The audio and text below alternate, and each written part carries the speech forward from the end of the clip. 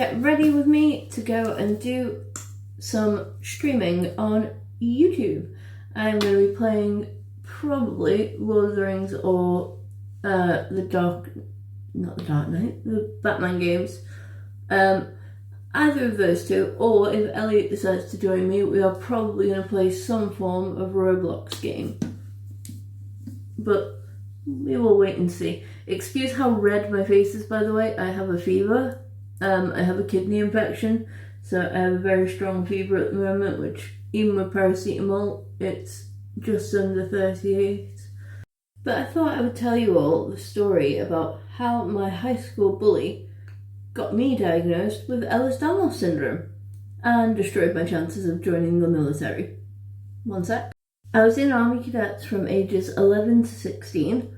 I didn't miss a week except for when I had to have surgery on my teeth and when I had to have my appendix surgery. But yeah, as soon as I joined, I sweat, breathed, ate Army. I was determined to be in the armed forces. I ended up, by the time I left, I was a Lance Jack, a Lance Corporal for those of you who don't speak military, and I was teaching lessons to the younger cadets such as first aid, and I also did phonetic alphabet lessons. I did lessons on marksmanship because I was a really decent shoot. I realise I look like I'm two completely different colours right now, but this will work out once I've put contour on, don't worry. When I was leaving high school, I applied for Welbeck Armed Forces College, which is in somewhere near Peterborough in the UK, and I wanted to train as an engineer and as a medic because you could do multiple courses at the time and then see where my career took me. Like, I was super excited about joining the military, getting to be one of those women who was tough and fit and did everything right and helped people in impoverished war-torn nations. I was excited at the prospect.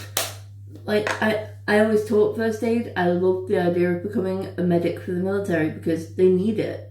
But, well, you'll see. So some of you might know, and some of you might not know, that you need to pass several exams to get into the Armed Forces College, because the Armed Forces College, what they do is they train you on your specialities, and then, if you so choose, they will pay for you to go to university, but you have to pay it back by serving a certain amount of years, depending on how much it costs to send you to uni and all that stuff. And I passed the physical with flying colours. I was one of the fastest girls. I also, I passed the physical. I passed the written exams that you have to do in maths, English, science, all that. And I passed the fitness written. Oh, I passed the background check. But what I didn't pass was the medical, and this is why. Now, a little background on this bully that I had. She was an absolute bitch. And the first year of school, she booted me so hard that, well, she beat me up and then she booted me so hard that I had to have my appendix removed because it had swollen so much that it was going to get an infection, and I couldn't tell if it was infected before they took it out. Like, so yeah, that girl, she also managed to turn the entire school against me, which made me the most hated and most bullied person in the school for the 5 years I was there. The funny thing is, that's why I am so good at replying to internet trolls, because all throughout my school years, all I got was shit off people. So at the end of the day, you guys cannot say anything worse to me than has already been said by another human being. You can try, but most things have been said to me. I was naturally ginger and pansexual. I stood out, and okay, that made me a target, but it also made me the person that I am. But this story is about to take a lovely turn. Damn it, my makeup brush is wet from the sink. Fix it with concealer in a minute. Oh no, looks fine.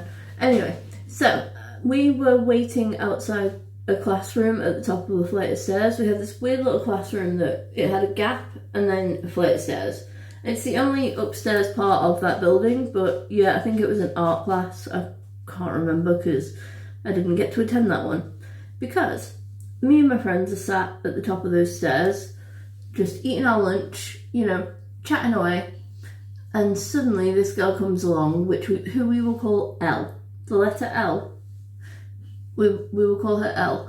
And she came up the stairs and started poking and poking and poking and poking with words, with physical bumps, with touches, that sort of thing. Until, before I tell you what happened, my partner just brought me an iced tea because he wants to bring my temperature down. He's such a sweet. Anyway, back to the story. Until the next moment, I feel myself being shoved down this flight of stairs, and I hit probably every bloody stair on the way. Now granted, it was only 15 steps, but even so, it dislocated my hip, and it was the first ever dislocation I had had. I'd never ended up dislocating anything before, and now it happens all the time, but at that time, it was the most painful thing I had experienced in my entire life. And of course, I was rushed to the hospital, of course, and the paramedics tried in the van to get it back into place, but they couldn't. And then I had to have it done at the hospital where they fixed it for me. But after that, the bully was not reprimanded in any way, shape or form, because we were so close to the end of the school year and she was about to leave and they didn't want to ruin her college chances and all that bullshit. Yeah, utter bull.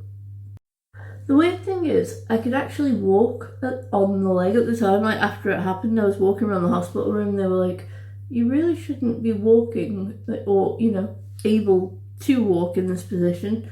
You've just dislocated your hip, you need to lie down. And I was just trying to walk off the pain a bit.